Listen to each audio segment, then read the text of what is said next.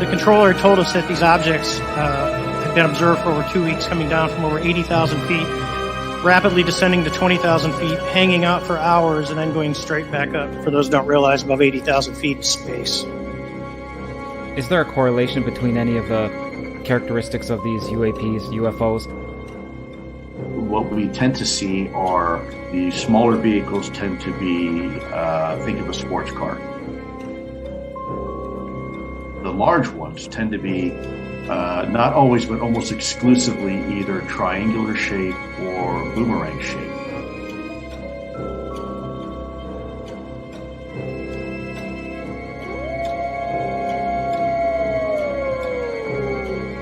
Werewolves? I see dead people walking around like regular people. They don't see each other. They only see what they want to see. They don't know they're dead. The UFO UAP community was fairly surprised. Shocked might be a better word. If you believe we have crashed craft, stated earlier, do we have the bodies of the pilots who piloted this craft? Biologics came with some of these recoveries. Yeah. Were they, I guess, human or non-human biologics? Non-human.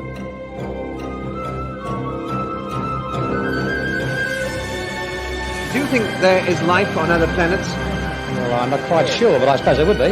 I've seen a flying saucer. You've seen one? Yes, definitely. At Lane Cove. When was this? 1953. You don't think this is a figment of your imagination? Several other people with me saw it.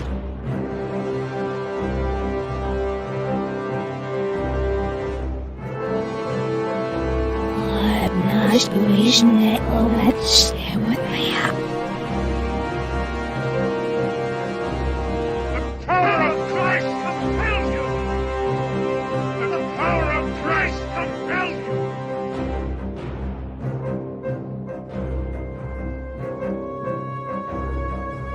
There is now a new UFO whistleblower with some major bombshell level statements.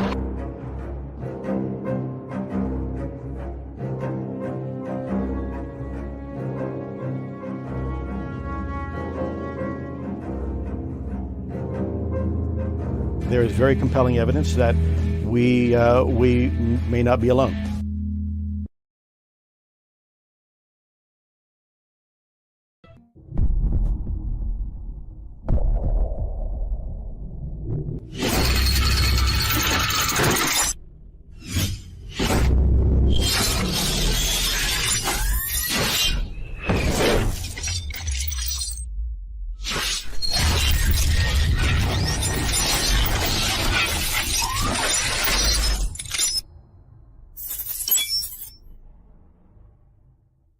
Interstellar Communications with Viviane Chauvet, Episode 71 of the Michigan UFO Sightings and Paranormal Encounters Podcast, Live Edition.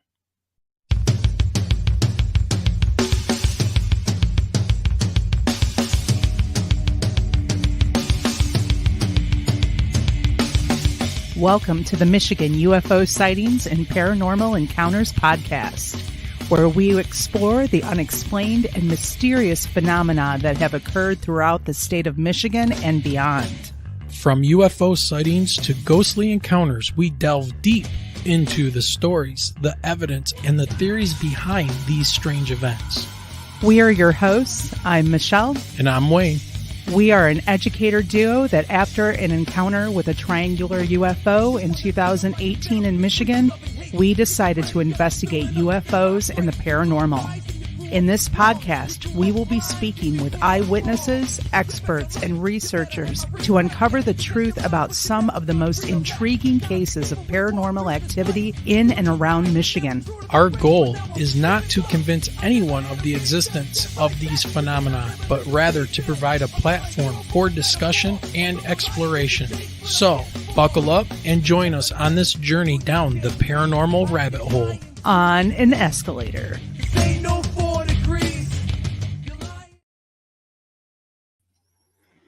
All right. Hello, everyone. Hopefully, everybody is doing well out there, and welcome to another episode of the Michigan UFO Sightings and Paranormal Encounters podcast.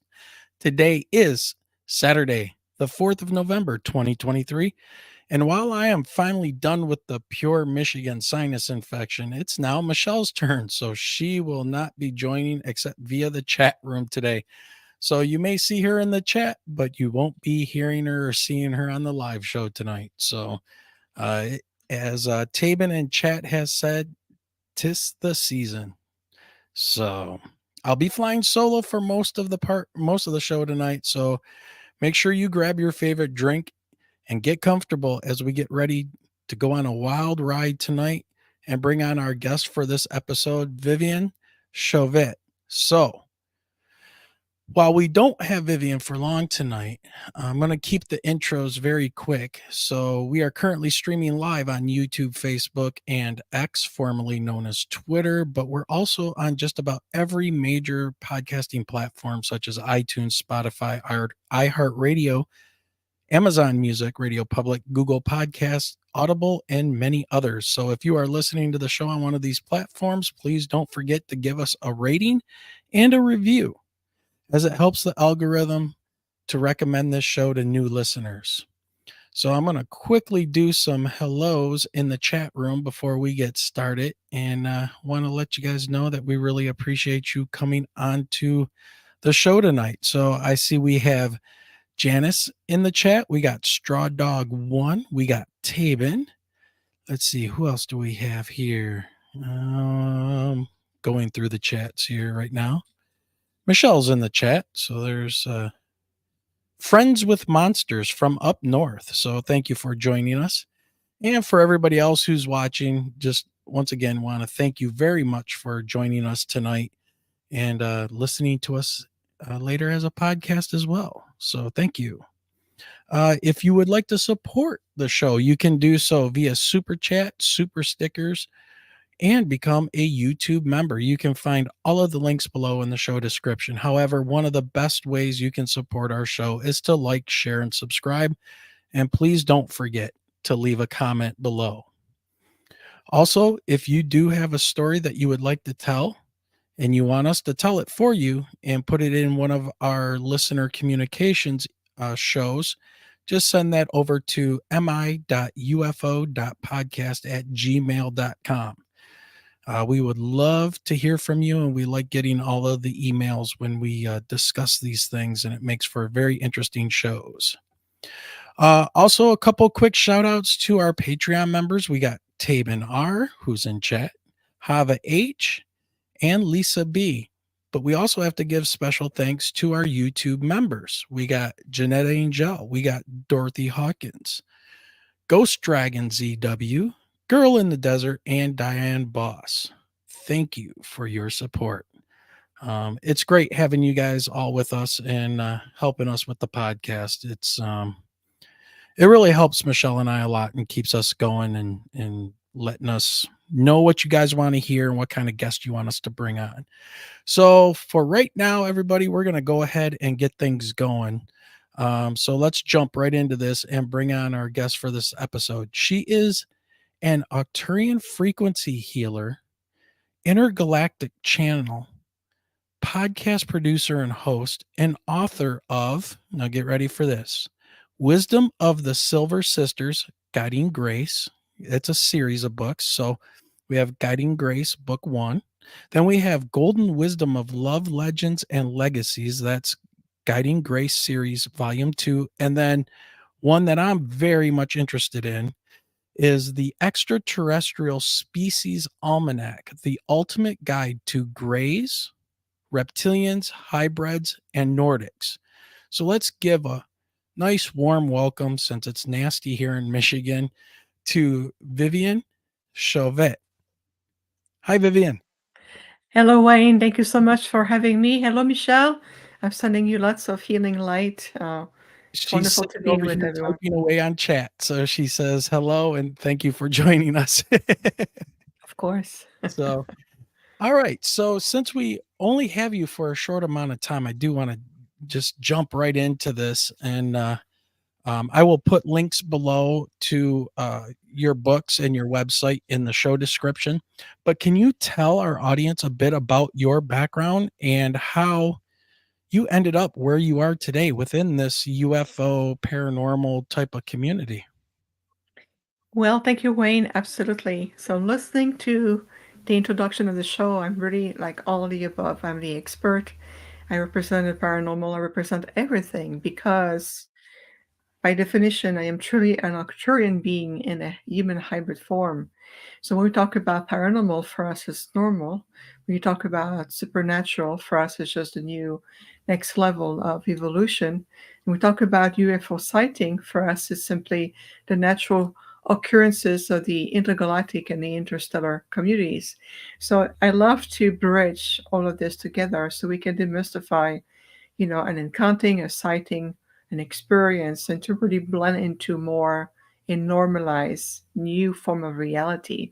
So think of me as an emissary, as a bridge, and also as someone you can physically more relate to, because this is exactly why I am in this physical form, so you can easier to talk to me, as opposed to if I were to come in my natural form, 50 at least 15 feet tall, very lanky tall, more ethereal, no hair, larger eyes, but beautiful profound love, very ET features. And I said, Wayne and Michelle, can I get on your show tonight? Well, you may be excited about it, but your audience may not be fully ready to see a 15 feet tall being on the show. So this is why I chose this humanized form. It's easier to talk with all of you. Excellent. Now, I've know somebody who has a show and they talk about star seeds, and I noticed a little bit about that in your background. Can you kind of fill us in on what is meant by someone who says they are a star seed, or what that means in general? Indeed, that's a great question. So, by definition, again, we want to provide an intergalactic perspective. A star seed is recognized as a soul emanation or a soul spark that has come back from different other civilization, whether it's on a different planet, a different galaxy, a different star system, constellation. For example, there's a multitude of star seed from Sirius. So they come here and they embody a human form. They usually, the body is the product of the union of two humans, and the soul enter the body. And so, by definition, on the magical level, they're considered as human, but at the soul level, they're truly starseed. They are truly representatives throughout a multitude of very vast intergalactic communities. And they have come back to bring certain frequencies to really support the Earth ascension, to be able to bring humanity to the next level of conscious evolution, and understanding that what you're seeing in your sky is oftentimes these groups who have been around for thousands of years.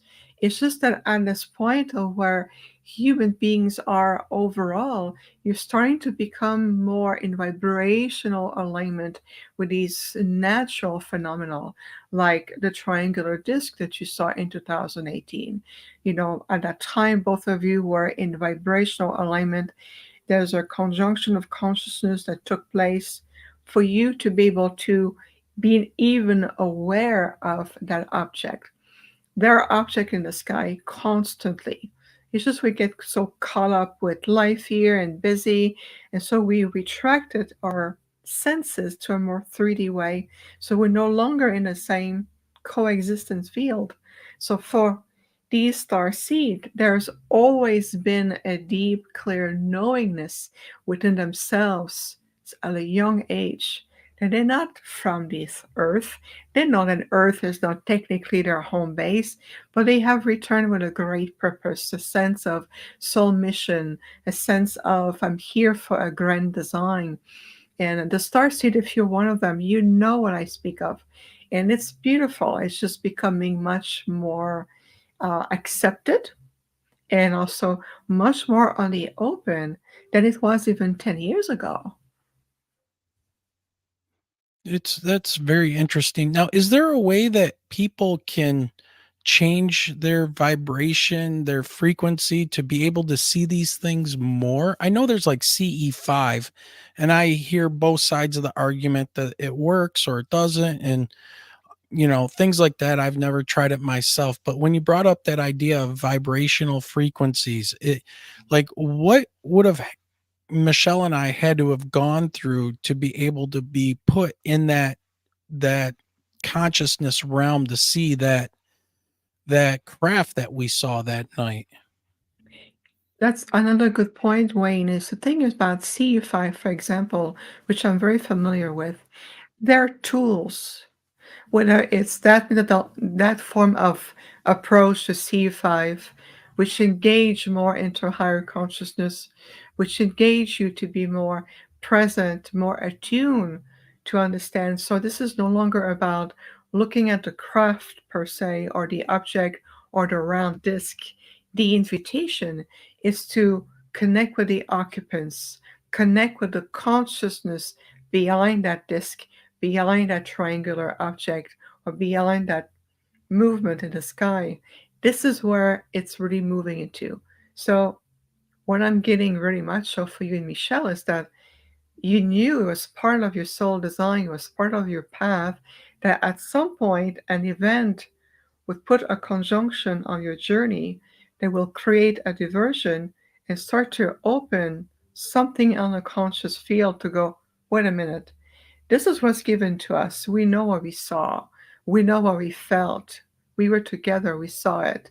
And so now we're going to recreate another aspect in our journey called a paranormal encounter podcast and UFO sightings, where you are opening the field of awareness, recognition, validation for those who really have genuine encounters, a voice, a place to be recognized. And this is why we call it interstellar communication, in the sense that it's no longer something out of the ordinary or something that is, to be afraid of. It's becoming more and more normal.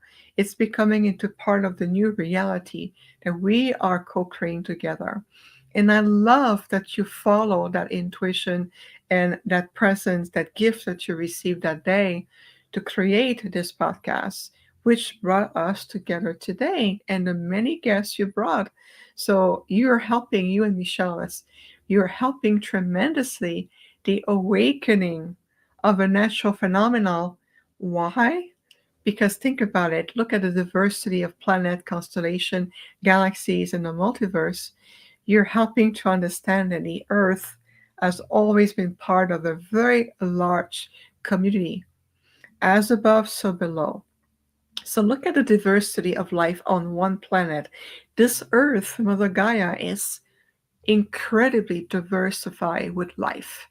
Insect, people, cat. Like my cat was meowing so loud in the background. I don't know if you can hear her, but you can You look may at end up hearing ours at some point too. 'Cause we're about to get all fired up for the evening. Exactly. Thank you for understanding. But if you look at the diversity of life here, it's truly an invitation, a reflection of the diversity of life that coexists with you and have been coexisting with you for thousands and thousands of years. But now that we're shifting collectively on the planet into the recognition of starseed, understanding hybrids, understanding UFO sighting, paranormal encounters, dimensional beings, you're starting to shift out of a linear way of perceiving life and reality and yourself, and start to move into a more multidimensional aspect of recognizing that, hey, they're coexisting with us because we are part of each other. And that's the beauty of it. I don't know if that makes sense, but I can feel the invitation behind it. Yeah, I think you're exactly right, because, you always hear about people generally will have a sighting on their own. It will be kind of a personal experience, and that's kind of it. And then Michelle and I had our experience, and we thought about it. And really, when we started this podcast, and what the whole idea was, is that if two educated school teachers, one being a science teacher, myself, and Michelle being an English teacher, you know, uh, if we can have this experience and see something like this, then, and we absolutely know what we saw. I mean, we don't know what it was, but we know that it was there, whatever it was. If we can have that experience, then anybody can have that experience. And so what we decided to do was, like you said, we wanted to give people a voice if they wanted to talk about it, share their experience, make a record of it, help us by helping them. And it really was one of those types of conversations that we had about helping people get some of this stuff off of their chest, that they feel like they could talk about it and get it out there. So, yeah, I really appreciate you saying that, because that was really what we were, what we were really trying to do with this, and bring on different voices like yourself. And, um, last week we had a great guest on, and Dr. Kathy Forty, and she was, kind of the same, in the same vein of the mystical. Well, I guess mystical is not the right word for it, but she had a near death experience and came back changed, and um really was trying to help people in her psychology practice. So I mean, it's really fascinating. um so yeah, I don't know, do you want to respond to any of that? Definitely. So, like this guest who had a near death experience, come back change, want to help people. That's another example of awakening consciousness, moving beyond a limited linear time construct and how it's physical. If it's not palpable, it doesn't exist. The same thing with our mission. I decided, even as an advanced intergalactic being, I mean, Arcturians are known as one of the most spiritually advanced and ascended intergalactic groups interacting with the Earth for well over 3 millions of years. And many of our people, or some of our people, come back into more starseed form. I chose to have a very specific physical form, a conduit that will allow my direct soul aspect to be in the body so we can be on the planet and do something similar, but just in our own way, which is the acceleration of the consciousness, which is creating positive catalyst of evolution, so we can finally, humanity can step out of this restricted incarnation wheel in 3D linear way of thinking about yourself. There's a past, present, future.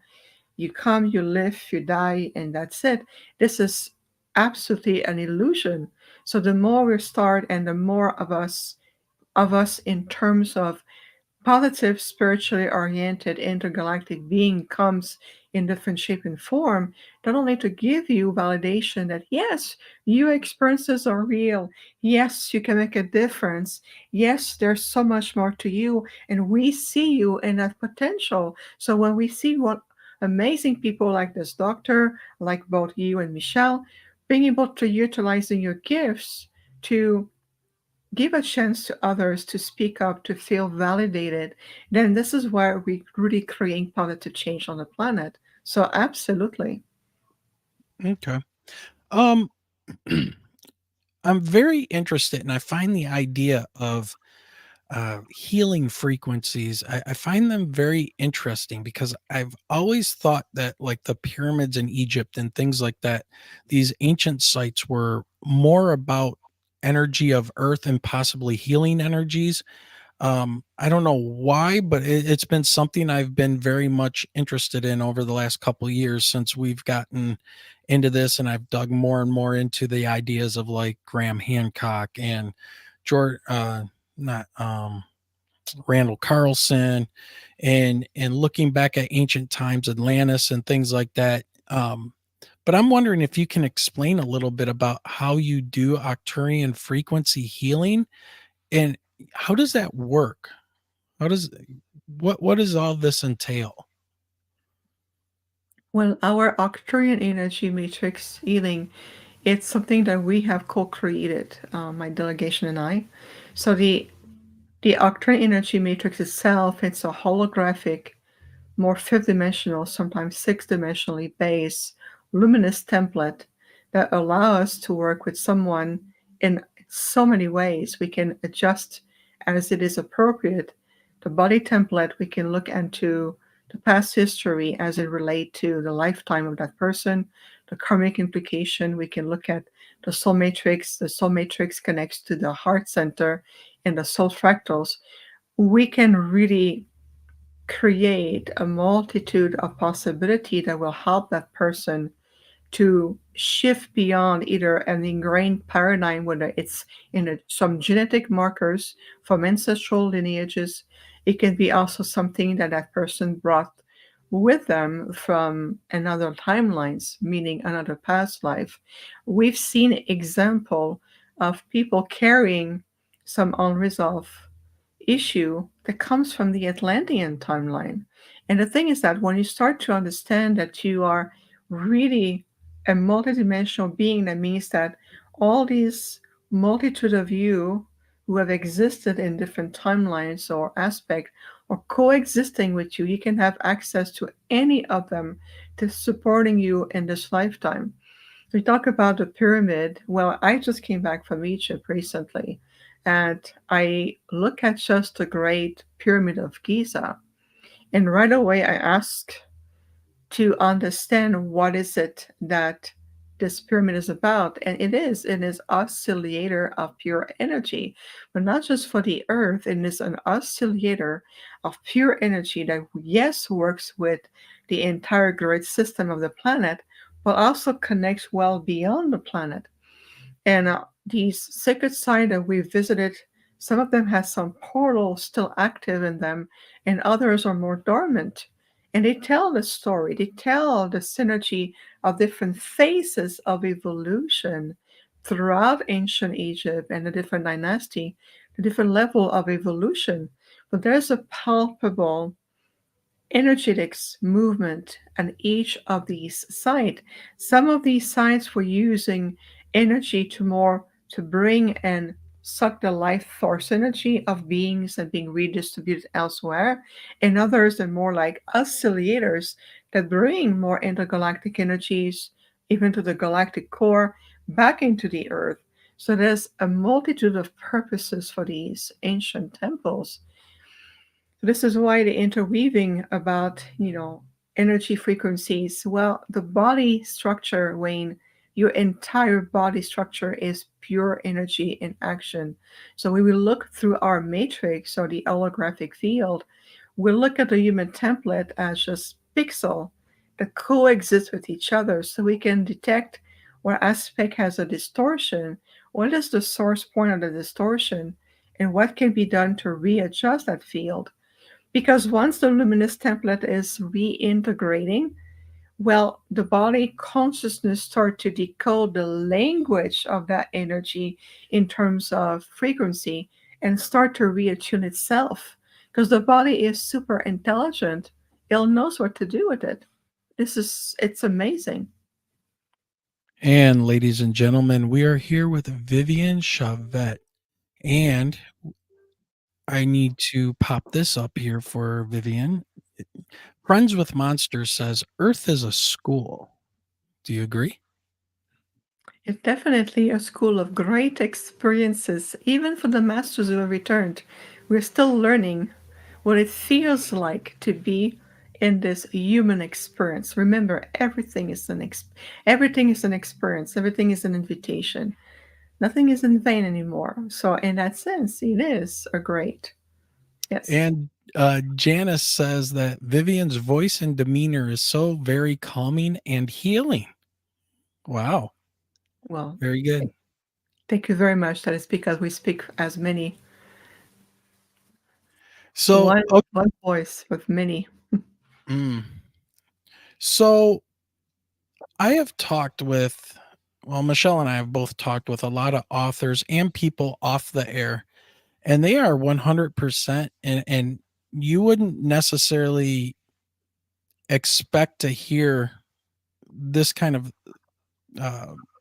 rhetoric from people, but they are like 100% convinced that there is some kind of an alien hybrid agenda or program going on here in the US or and the world. And I got to ask you, what do you know about this kind of a hybrid program? And would we want to think about the hybrid program as something that's good? Or is it more something that is kind of negative, or one, or is it both? I find it very fascinating, especially some of the authors and things that I've talked to who are 100% they're abducting humans and taking hybrid fetuses from women and things like that. So your thoughts?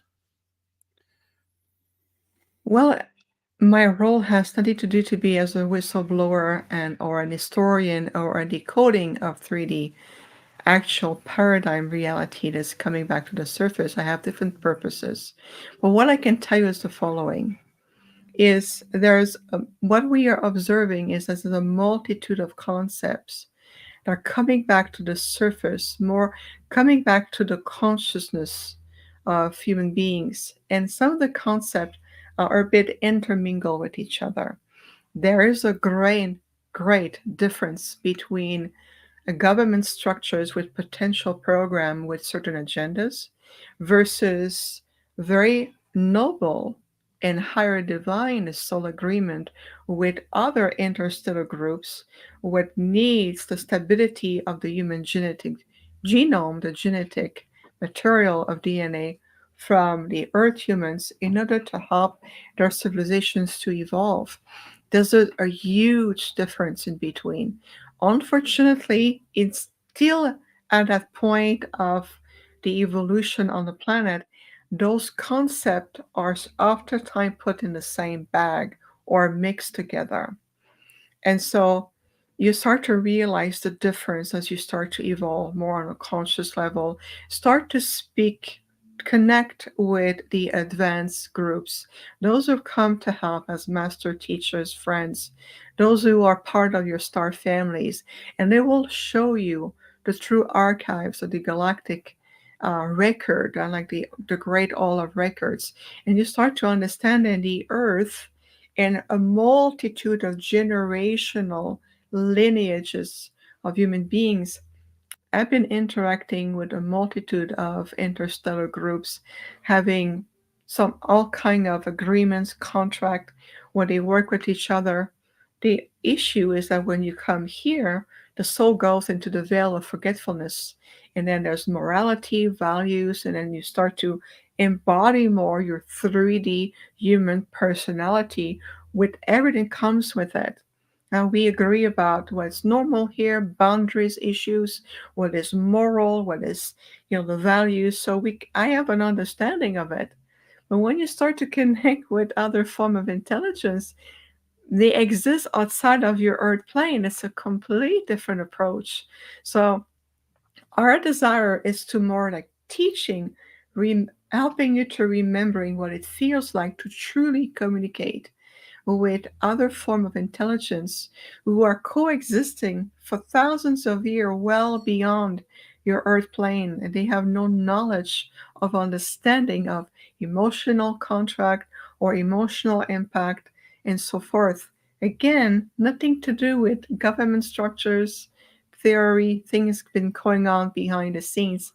Yes, we understand that there's a lot to take on.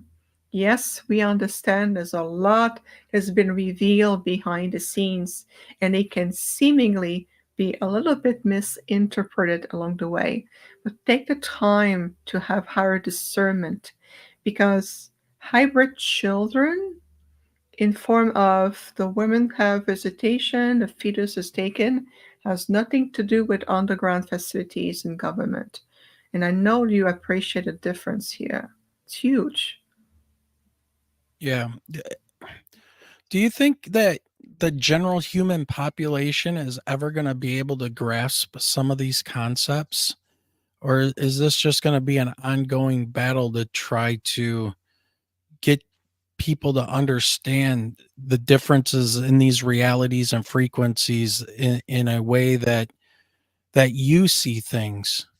I find it very interesting. Absolutely, Wayne. We have every fate. The moment you allow yourself to unwind from trying mental concept, fear mixed with curiosity, and all of this, the moment you start to unwind to this and to start to reopening to the truth of the essence of who you are, all of these concepts will become a lot clearer to you.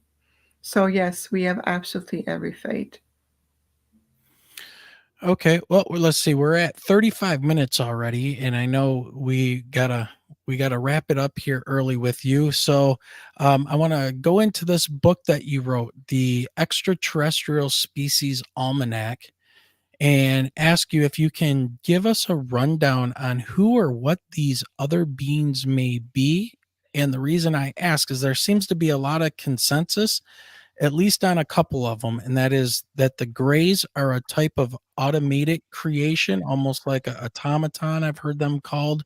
They're kind of like the little worker ants of their leader or whatever. It seems to be more of like the mantis type of being who is a leader of the grays, and then there's the reptilians that seem to be more of a darker, malevolent type of being. Can you kind of clarify some of that? And just real quick, Janice asked, "Can you show the book cover, please?" So I will pull that up online here. Give me 1 minute, Janice. But Vivian, if you want to dive into that. Yes, so first and foremost, as much as I would like to take credit, I am not the author. I have made a contribution to the Oh, Arcturian section, but okay. because the author is a gentleman who I respect and love, I have agreed to post it on my website, and it does says a contribution made. But the author, I am not the author. What I can tell you is that there will be a documentary coming up Oh, most likely next year, 2024, based on the book. I know because I gave a series of interview for the book. There you go. Yes, that's the one. Then if you scroll down a little bit, you will see, there you go. You will see Craig Campobasso is the amazing author, and I've made a contribution. It includes a contribution by Viviane Chauvet in the Arcturian section. So there's a lot of opinions of views on this book that is based on a multitude of people who made contribution impossible for this book.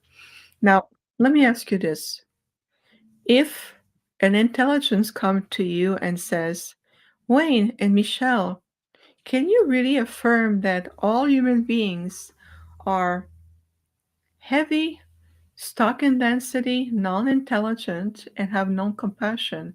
Can you honestly say yes to that? And the answer is absolutely not.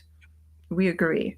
correct. Because it is impossible to condemn or to judge an entire civilization based on the action of a group of them. Well, in the light of perspective here, in a higher perspective with peace and empowerment, yes, reptilians overall, have work we have work with them or deal with them for a long time. As Arcturians believe us, we know all about them. Yes, they are a very intense being. They have a very strong sense of self. At the same time, there are those who can be loving and have the capacity and have reached a higher level of light. Unfortunately, for the Earth historical point of view, and still enduring to this day, this group of renegade reptilians who have chosen to claim the earth as their playground, they have been really heavy and very difficult. They have been on my tail ever since I came back to the planet. They always call me by my name. Oh, you Arcturians, what are you doing? Oh no, you're still on the planet. Yes, I am. They don't like me. That group don't like me, but their civilizations, those who have evolved beyond that renegade state, understand our purposes. It's same thing with the Draconians. They are those who are really heavy duty, and believe me, we have been dealing with them for a very long time. They too are on my tail ever since I came back to the planet. They don't like Arcturians because they know the power and the capacity of what we can do. But at the same time, I have worked with many Draconian star seeds, and also we work with the High Council of Draco, and the new generations also sees what these renegades have done for thousands of years. And I can assure you that they are absolutely appalled to what has been going on. This is why the many other star seeds are coming back to the planet to help to balance all of it. The same thing with those from Zeta Reticuli and a huge umbrella you call the Greys. Well, it's very complicated. Many of them are organic beings. They're not just robotic, soulless, and little workers, slaves to these renegades group. Some of them are really profound beings, and they have simply had a lot of history where they needed assistance to stabilize their genetic lineage so they can evolve beyond what they have known. And yes, they are known, those of them who are more on the opposite side, where they work with the renegades group of the fragmented, with the renegades group of the Draco and the reptilians. Same thing with the fragmented beings. Those are the royal order, the High Council. They emanate a golden light. There's those who are very advanced. They're beautiful healers. They're loving beings. They know who I am. We know who they are. And so again, it's looking at the perspective of, is it representative of an entire civilization? I will be the first one as an Arcturian emissary to really stand up for humanity. If other group comes to us and says, we don't want to deal with human beings, I would say, aha, get to know them. Get to know the potential. Do you know what we love the most about you? What we love the most about you is your true capacity for love and compassion. Those are great virtues that you carry within you. Sometimes you forget, but when you come back to it, you're unlocking a potential that has no equal. And it's true. We can see it. So my role is to bring balance and to start to really shift an entire planet into a reascension process. This is why I chose to be in a physical form. It would have been so much easier for me, Wayne, to stay in my Arcturian avatar self. I've already ascended. I'm an old being. I don't have any karma to clear here. I came because we saw the huge potential in the timeline, and we know that Gaia is on the verge of a huge shift. That means you have the potential to be on a huge shift as well. Why do you think there's so many intergalactic beings here? Mm-hmm. Yeah, that's a good question. How does one know? I mean, how do you know whether you're a starseed or one of these citizens now in human form? Is there a contact that takes place? Do they get in touch with somebody like you, and you can tell whether that somebody's one of these beings, or how does that work? Well, it's a beautiful question because it's a very organic process. When you are starseed, and I know there's many who will be listening to that, when you are starseed, that you are a soul emanation or a soul spark, and you've come back where you're representing an intergalactic groups or an interstellar group, same semantic, there's a clear knowingness at the soul level. Usually, I would say 90% of the case, this is just a reference here, that since a young age, people will feel I am profoundly different. I think, I perceive things. I have certain ability. I'm empathic. I'm energy sensitive. I feel a calling of the stars. I feel like I've been left behind on the planet. I feel my family is not really my family. Where are my parents? Where are my siblings? Where are my tribe? And all these questions after time will come from a soul, deep soul surge. And I know that many people will feel different. So that's a bit at another level. We feel different because perhaps you have chosen a path where you were meant to awaken and become a way shower around you. But when you are a star seed and you represent whether it's the Pleiadians, the Sirians, the Arcturians, Andromedan, Alpha Centauri, the Lyrans, and name them, Venusian, name them, You know it in your soul. You know it. It's part of who you are. Yes, you may get clarification in terms of what is the soul ancestry and the alignment, but truly, you need to ask. Clear your mind, clear the clutter of the mind that simply asks questions and then never is fully satisfied, because this is nothing to do with knowledge, it's just information. So empty your inner cup and ask within your heart, what else is possible for me? What else am I ready and willing to accept about myself? And then you start to unlock different facets of your natural state of who you are. Yes, in my case, I've always known I'm an Arcturian because I've known since I'm a little tiny little thing growing up and understanding that I'm here an observer and I'm going to understand certain human traditions so I can relate to you. And even in school, and I talked about it before, but it's fun. Even in school, I knew that what I was looking at is obsolete information, but it was necessary to go through the process so I can understand it. This is why I'm a perfect emissary for my work. I have to go through, I choose that. It is a choice that I made. Yes, there's many Pleiadian on the planet, and it's very true.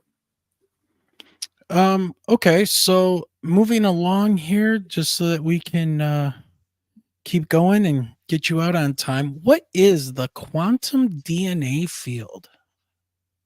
And relate to what? What is this? What is the background of your question?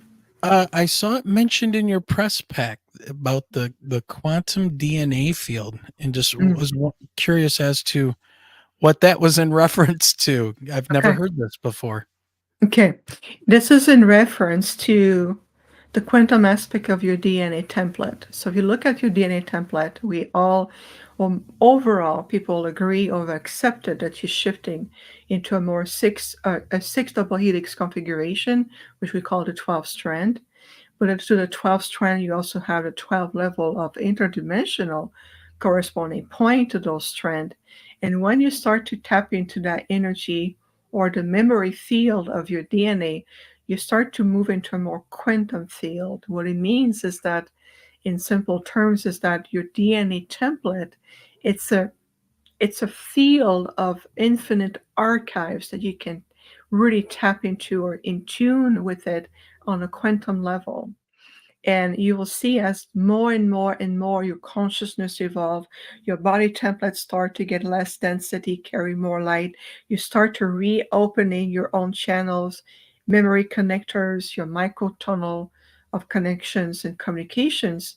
Well, your DNA template is shifting in corresponding to that. So it's going to start to move into that quantum field that has been with you all along, and how you're able to read that quantum field.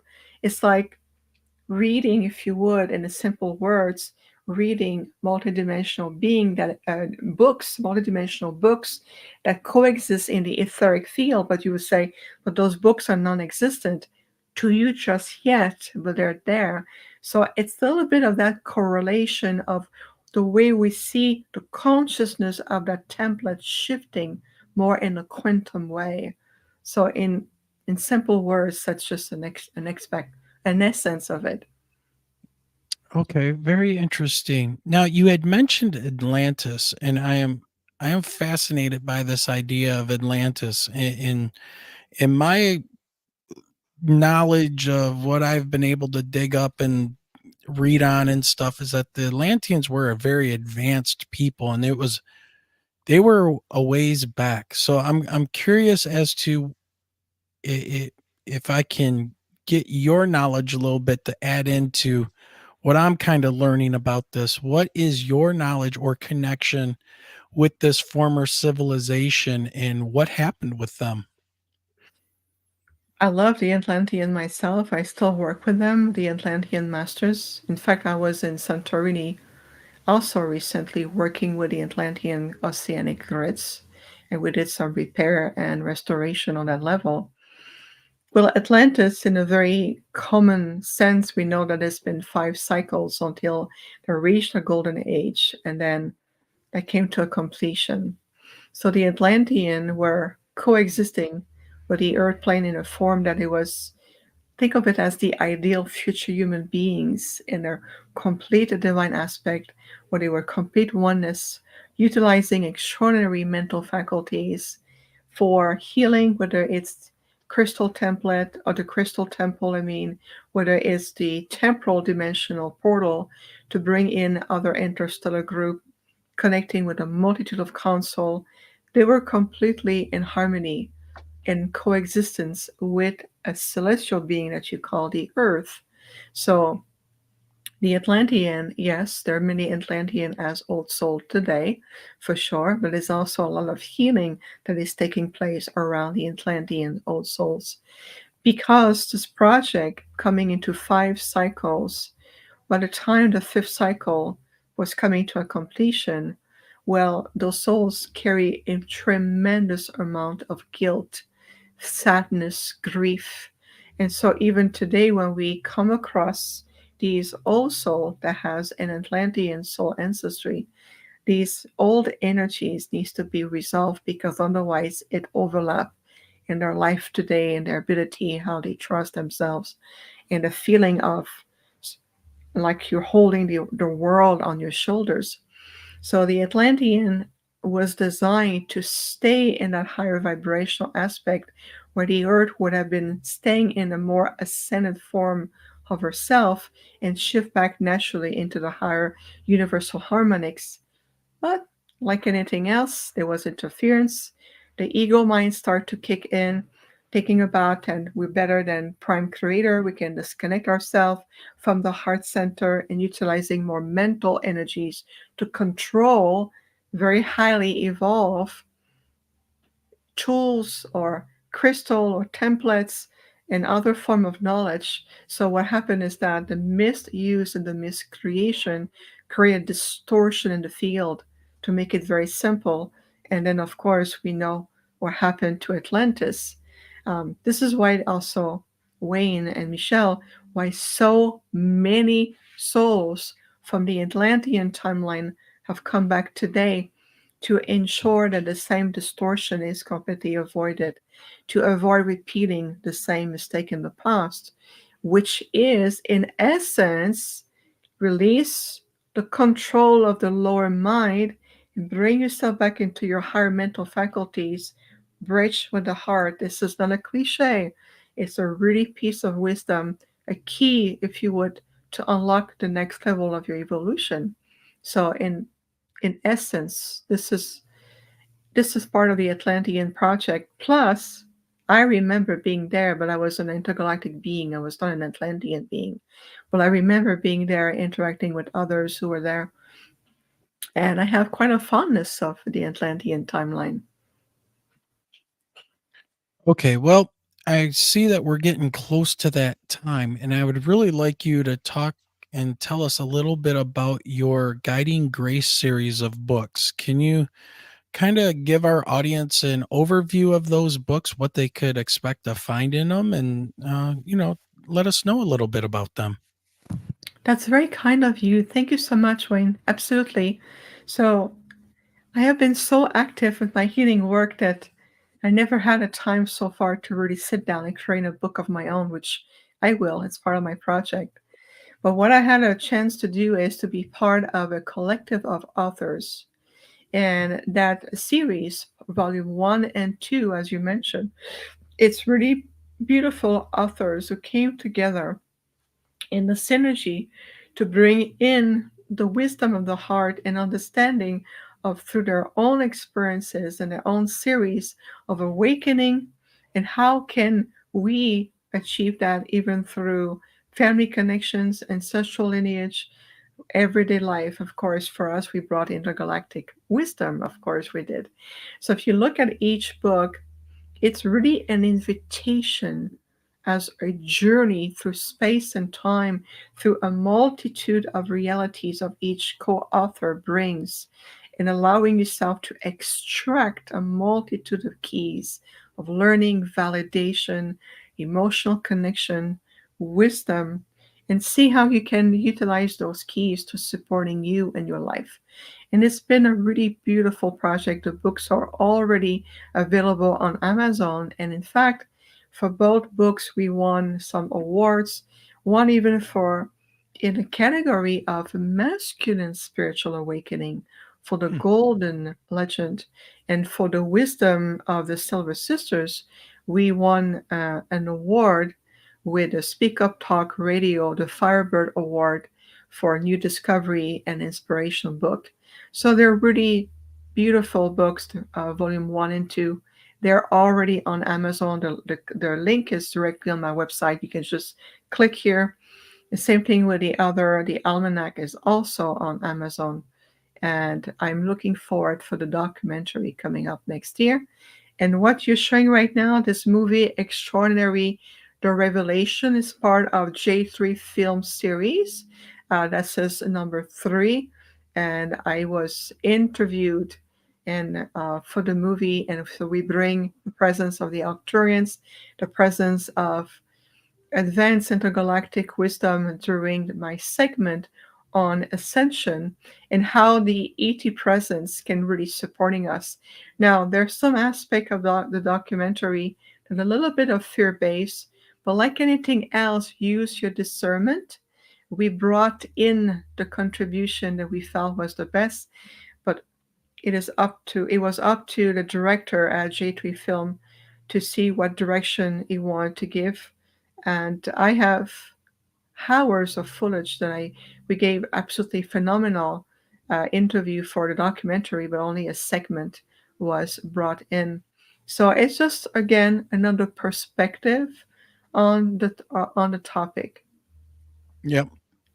Well, that's awesome. And so before you go, Janice has made a request if we can all send Michelle healing energy with Vivian before we go. So, Vivian. Yes, absolutely, with joy. Thank you. Thank you so much, Janice. It's been on my heart. With Michelle's permission, in her heart, and with your higher self, imagine yourself surrounded by these beautiful vibrational healing frequencies going into every cell of your body, speaking of health and vibrational alignment to every organs, including sinuses, frontal lobe of memories, your occipital, clearing your field of past history, allowing yourself to return into a higher vibrational health energies. And remember that your body is attuned to those vibrational health energies because the body speaks the language of energy. And energy is light. Just feel it. Imagine trillions of all of your cells coming in harmony to form a new template of complete health, balance, joy, vitality. Whatever was offending to you through the sinus is released. Bring peace to your heart, Michelle. And so it is. Oh, thank you very much for that. Of course. So, all right, Vivian, it's been an honor. I'm sad we got such a little bit of time to talk, but we'll see about setting something up to have you come back on. And before you go, where can listeners find you? And do you have any speaking engagements or anything like that coming up soon? Oh, yes, I'll have a bunch, especially next year, 2024. Best way, my website, infinitehealingfromthestars.com, like it shows on the screen. Everything is listed there. We have our online Patreon members, community with membership, our Arcturian holographic group healing every month. I'm going to be speaking remotely at the Ufology World Congress in Mexico. Yes, but remotely because I'm unable to be there physically. But next year, I'm going to be at the Conscious Life Expo in LA. I'm going to be at the Sedona Ascension Retreat Conference with Suzanne Ross in March of 2024. I'm on a panel with Ruben Langdon, and I'll be doing a workshop with the ancestors. I'm going to be traveling also internationally. I'm going to be going to Switzerland, Australia, Brazil, and other places. So there's going to be a lot coming up for next year. But you're going to stay in touch with us. You want to work with us. Our online Patreon community is the best. And then we offer a lot with meditation series, workshop, Arcturian group healing. There's so much we do. Well, it's been awesome and a pleasure to have you on the show. So thank you very much. And we hope to speak to you very soon. That would be wonderful. Michelle, you already well. You're perfect. You are vibrantly healthy. Wayne, thank you so much. You've been amazing. And both of you, thank you for your amazing work as well. Oh, thank you. And have a good night. Have a great night. We'll see you soon. Okay. All right, ladies and gentlemen, that was Viviane. And I want to make sure I get her name right. Chauvet. You don't pronounce the T. It is French. So, all right, everybody, we're going to take a quick break, and I'm going to come back on with you live here and do some closing comments and take any comments or questions out of the chat, and then we'll wrap it up for the evening. So I'll see you guys in 4 minutes.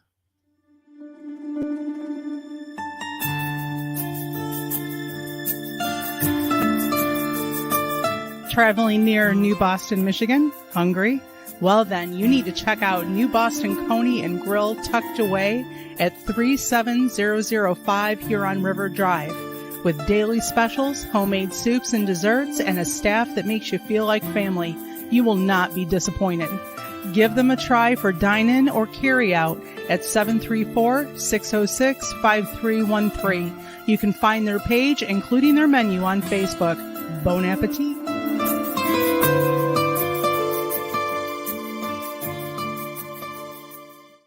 Three minutes left, everybody. Just 3 minutes.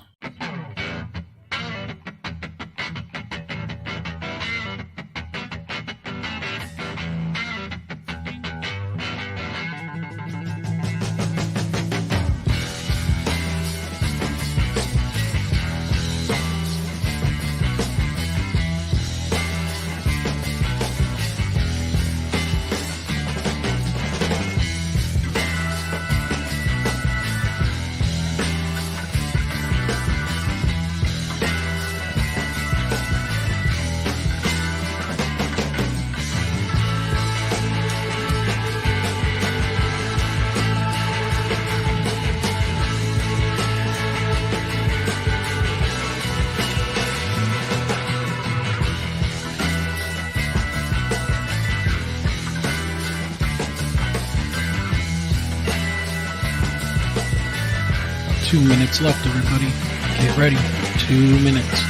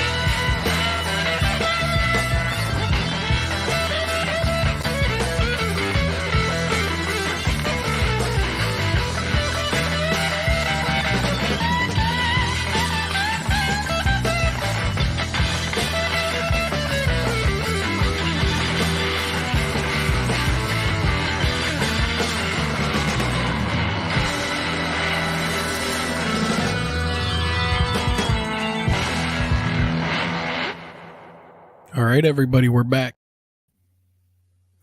Hey, everybody, what's going on? I see we got a couple of people joining us in chat coming in after the break. We got Guy Merritt and we got Barry who's shown up. So good seeing you guys. How's it going? All right, everybody, just wanted to remind you, make sure that you hit that like button, or what do they say now? Smash that like button, share, and comment. And don't forget to subscribe and hit that bell. Hey, Hides in Long Grass, welcome. Good seeing you. No problem, man. You're not late. You arrived exactly when you were supposed to. So we just had on Viviane Chauvet, who is an advanced Arcturian frequency healer, among other things, and very nice lady. Amazing, lots of knowledge. Wrote a couple of books. Wisdom of the Silver Sisters and Golden Wisdom of Love Legends and Legacies. So this was the Guiding Grace series, volumes 1 and 2. So yeah, very interesting. So how's everybody doing out there? She had a very limited time that she could be on with us with some family engagements that had to go on. So I'm just here to hang out with you and talk with you guys for a little bit. Michelle is under the weather. So it's Michigan. It's pure Michigan. I was sick the last couple of weeks and I've gotten over that. And now Michelle has decided to join in on the fun. So, yeah. So, how's everybody doing out there?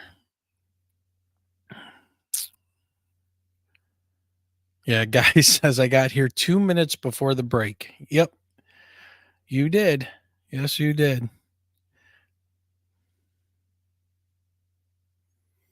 No, what happened there? So apparently Kirkpatrick got canned from the Arrow office. So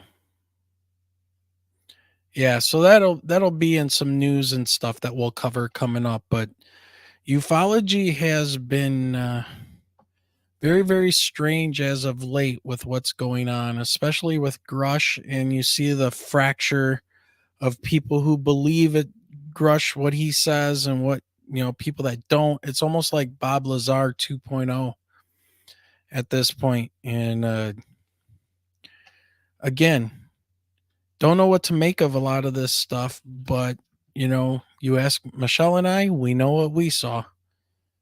So, yeah.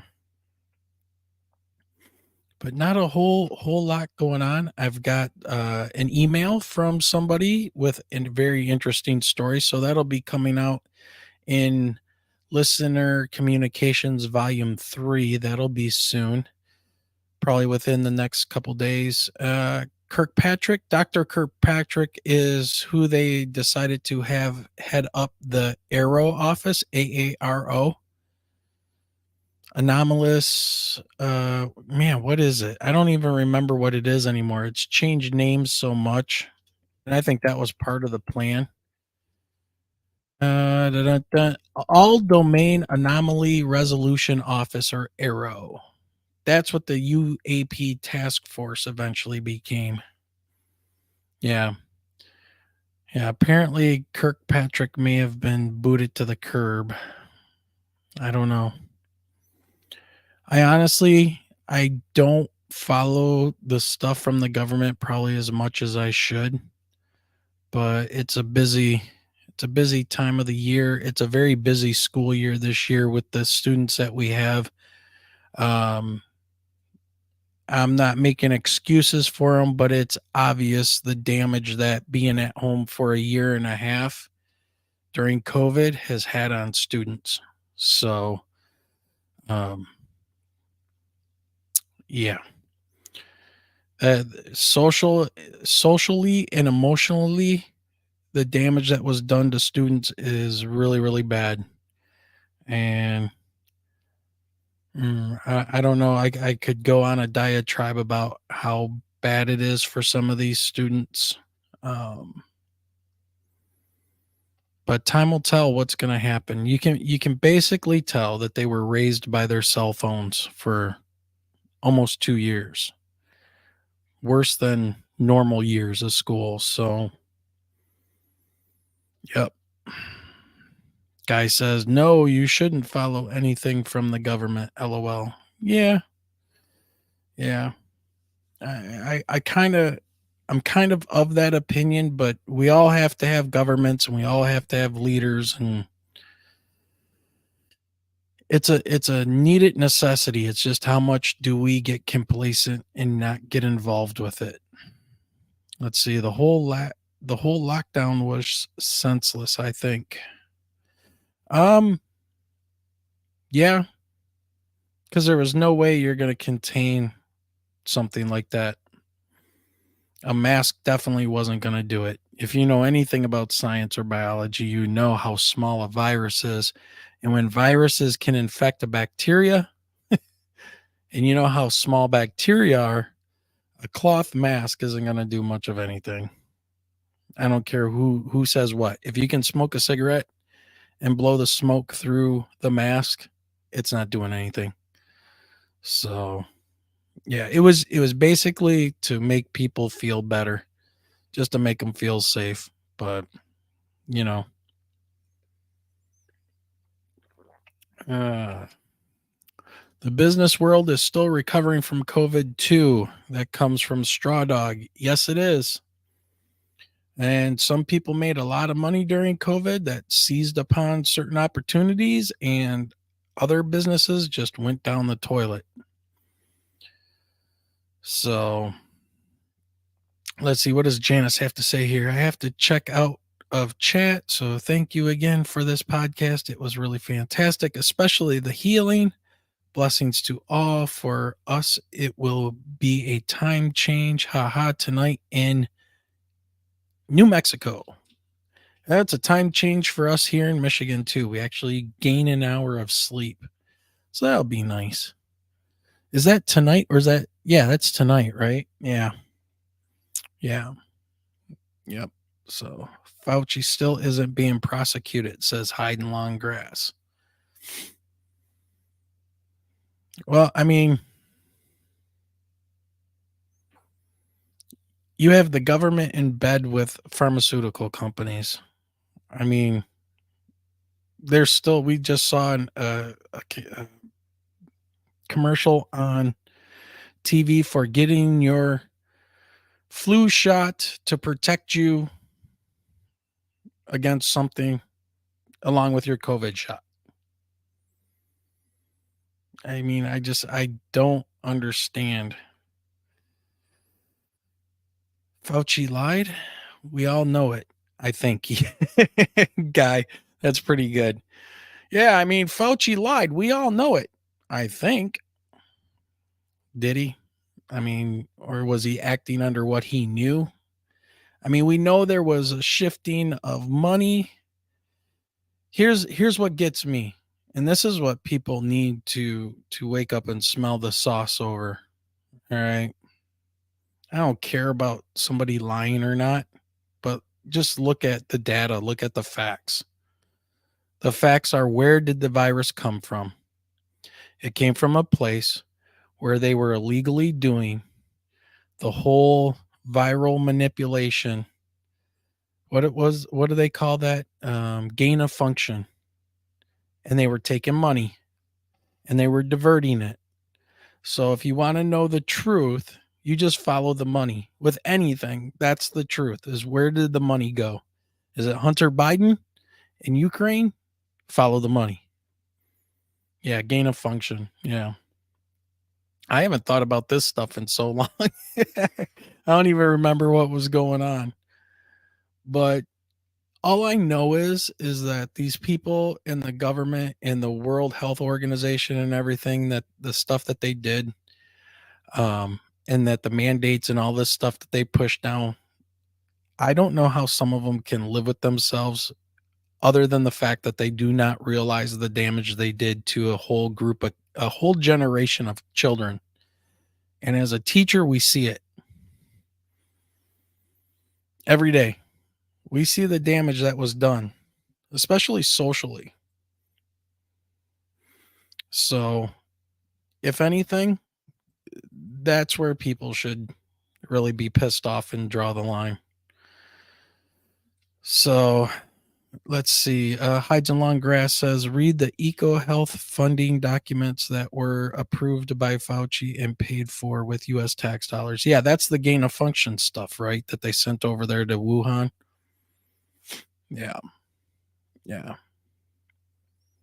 And now people will start yelling, oh, you're canceled now because you can't talk about that because that sounds like a conspiracy theory. Well, if you have people that are planning something to do some nasty stuff for monetary gain, that is a conspiracy. There's no conspiracy theory about it. It is a conspiracy. I mean, come on. I don't know. India flattened the curve with vitamins and, of all things, that horse stuff dispensed in the proper human doses. Oh, ivermectin. Yeah. That's documented and peer reviewed. Of course it is. Yep. That's why you didn't hear about it, though. I heard about the trials that were going on at the time. Yeah. But see, COVID is just a virus, right? It's the change to the COVID-19 virus that made it affect the human cells in a certain way.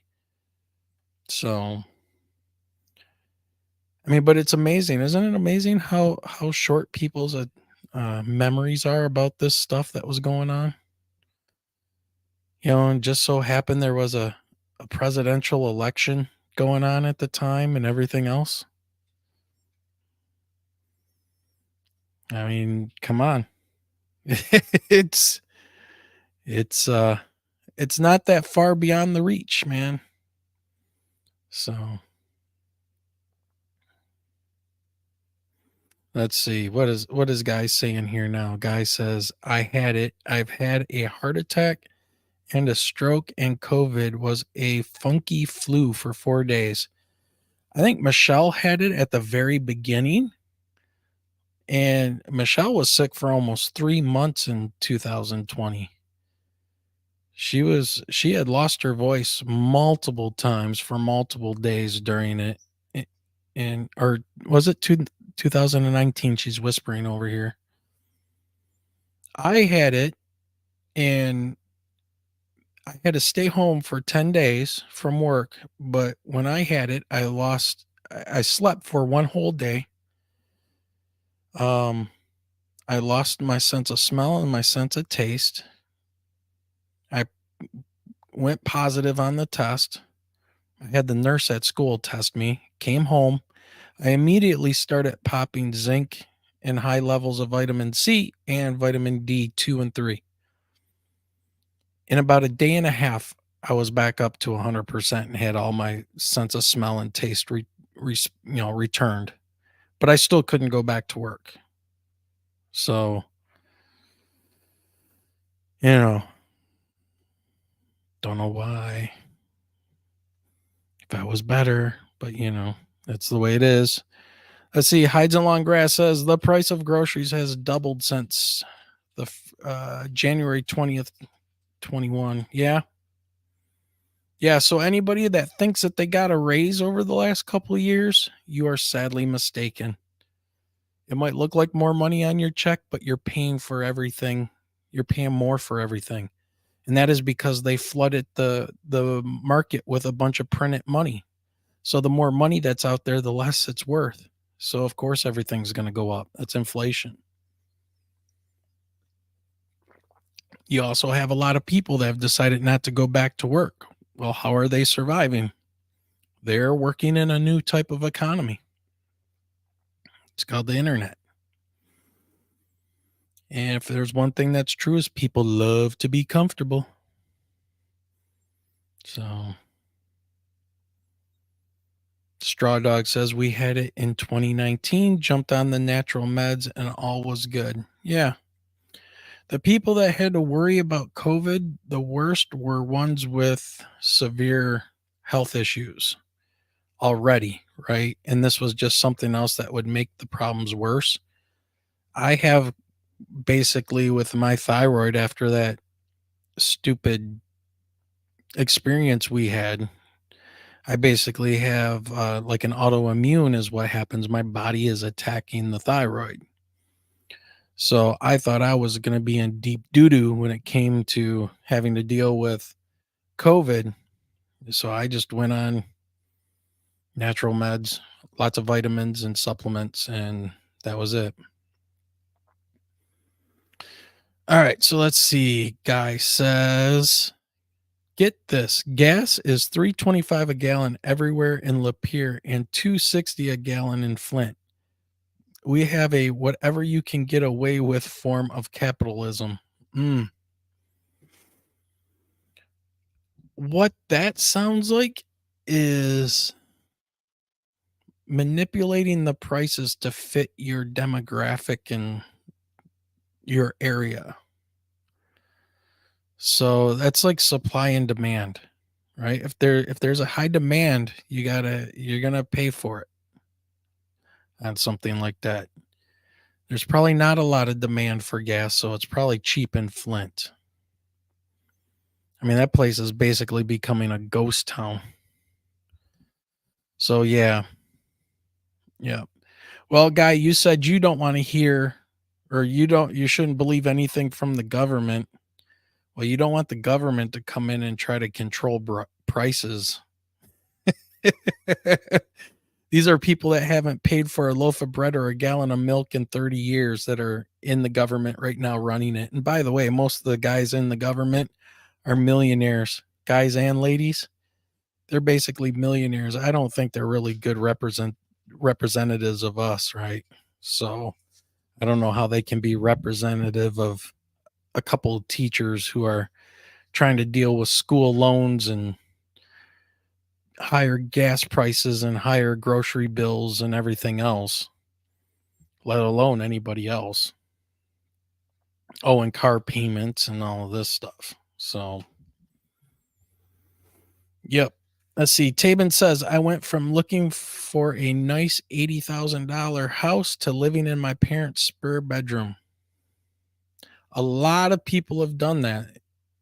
That's one thing that did happen with COVID is we start to get into this multi-generational housing again. And maybe that'll be a good thing for the family in the long run, right? You get parents and children and eventually grandchildren growing up together. I mean, there's a lot of other cultures that are in this country right now that do it. I have a lot of Hispanic students that have 3 generations growing up together in a house. And they have very strong family bonds. They don't fall for the nuclear family thing. So that's kind of a Western capitalism / American thing where it's like, hey, you got to get out there and do yours. And you could see that as some type of propaganda to just have your people get away from their families, become workers, and pay taxes. So Straw Dog says, work in the government for 30 years and become a millionaire public servant. Oh, you're talking about the politicians? Yeah, that's because they get kickbacks and they become lobbyists after they're in the government. Who was it? Nancy Pelosi. I mean, look at her husband. All of them. So I don't know. I find those people very creepy, especially if I ever have a chance to talk to anybody who's a politician.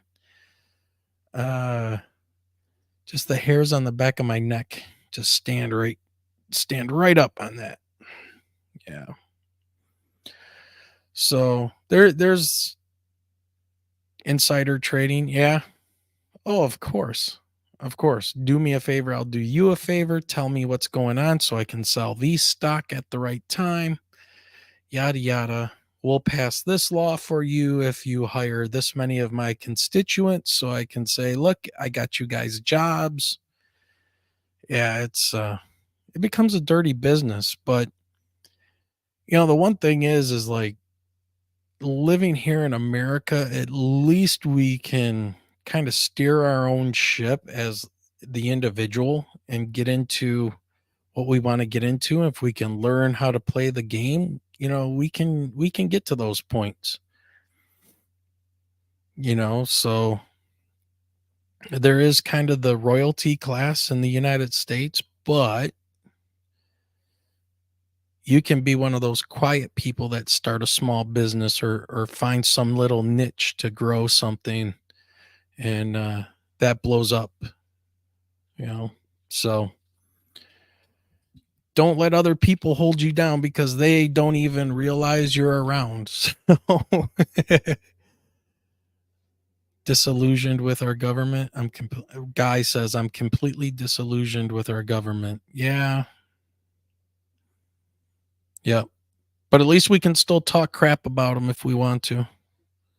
And I think a lot of people now are really like just so disenchanted, and disillusioned is a good word, with both sides of our government right now. So I don't know. It is. It can be a very kind of a depressing time when it comes to that kind of stuff. I don't like talking politics much. I mean, I have my personal beliefs, but usually if things get bad and the people see things for what they are, you got to kind of let the system run its course and let the processes work. People will see it, and once it hits people's pocketbooks, things change. That's really the great motivator, right? Besides death, everybody's going to die. So that's a great motivator to do something. But yeah, Tabin, if you think America is bad, go watch Clarkston's Farm. The hoops he has to jump through to do anything is sickening. Okay, well, I'll check that out. Well, I do know that everybody talks about free healthcare in Canada and stuff like that, and I've seen that firsthand. Everybody goes to the emergency rooms for everything. Everything and anything, and those hospitals get flooded with people, and they're waiting for a very long time to get like some antibiotic or whatever. So guy says, consider that out of 350 million people, the DNC found Joe Biden to be the best possible guy to turn the country. Well, see what Joe Biden, I think he passed away like 2 years ago. He just hasn't realized it yet. I mean, does he even know where he's at? I don't know. But then what do you have on the other side? Trump? The only thing Trump knows is business and being a ruthless businessman. That's how he got to where he was. On top of having a step up from the rich family, right? But he knows business, and he when he says something, he means it. But other than that, the guy is, I don't want to say a joke, because I know there's a lot of people and friends of mine that support him a lot, but it's crazy what people will want to support just because it's so different than what we've had. So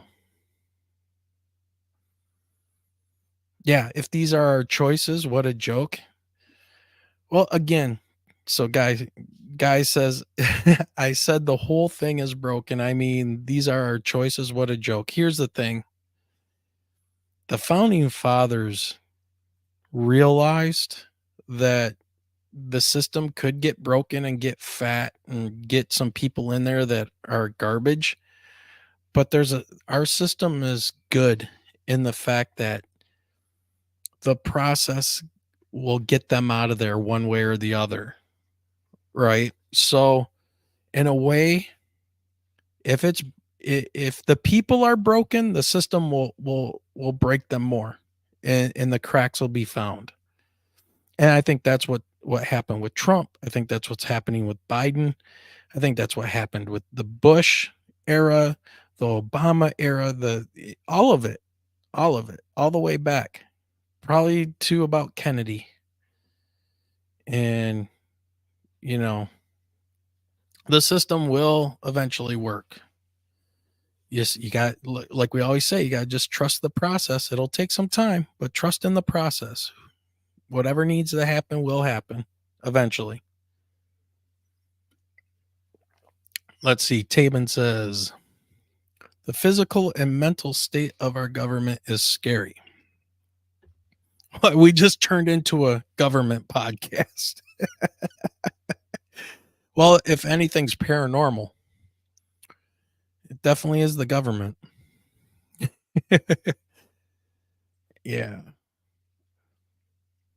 Well, Tabin, all I would say is try not to think as the government as like one entity. You got fractured factions upon factions and backroom dealings and everything that go on there, and it's so complicated and convoluted and is turned into such a swamp, as you know, what was it Trump would say, time to drain the swamp and all that crap. Well, you see what happened to him. He was being impeached before he even got elected. So, you know, but he's a jerk. He's a complete ass. But he was the guy that America needed at that time. And maybe Biden is the second wake-up call. And maybe we can get some normally minded people to run. I mean, Jesus, I can't even think about what we're doing in Ukraine and Israel and all of that. I mean, we are so, as humans in the United States, we are so far removed from understanding the complexity of those regions that if it's not a 30-second soundbite, we don't care. Just make it easy for us to pick a side and we can go about our day. It's amazing to me. As somebody who has Arabic students and Jewish friends and people from the Ukraine, I mean, and Russian, and they're all here in the United States trying to live a life and trying to understand what's going on in that part of the world is crazy. All around, just all around. We are very isolated. Most people don't know that. We can get out of the United States pretty easily. But, you know, mainstream news, man. Let's see. What does Guy say about mainstream news as I look down? He says, the mainstream news amount to echo chambers that just tell people what they want to hear. Just echo chambers. Yeah. Yep. Well, you know, during COVID and stuff, we had people that were arguing with family members and they ruined their relationships with other members of their family over whether to wear a mask or not, or to get the vaccine or not. I mean, just, you know, because there was a disagreement and the amount of hatred. See, that's the thing, man. You stoke that hate button and you will see people's ugly nature come out. And a lot of it comes from frustration. So, all right, guys. Well, we're at 1:33. We've gone down a rabbit hole to the left, right, center, and what the hell. Well, this is what happens when you have a guest that is only on for an hour and my co-host is over here sick as a dog and cannot participate. So I think I'm just going to go ahead and wrap it up. And it's been a good night talking with everybody. And I hope I will see you soon. We're going to be having some more guests lined up here shortly.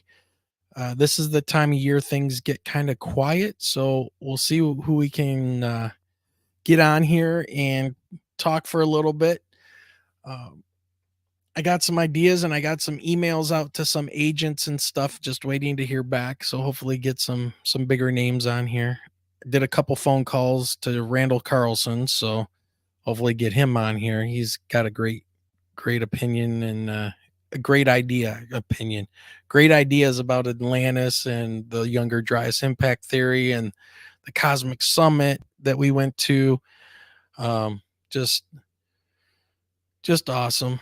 And Guy, peace to all, peace on earth. Yeah. Well, I don't know if that'll be possible, but hey, what do they say? You can hope in one hand and poop in the other, something like that. So, all right, everybody. We're going to get that extra hour of sleep, people, because it is daylight savings time. So thanks, everyone, for joining in tonight. And I'll be releasing this in audible form or audio form probably tomorrow. So have a great night. And everybody, remember, keep those eyes to that sky and have that phone ready to make a video. See ya.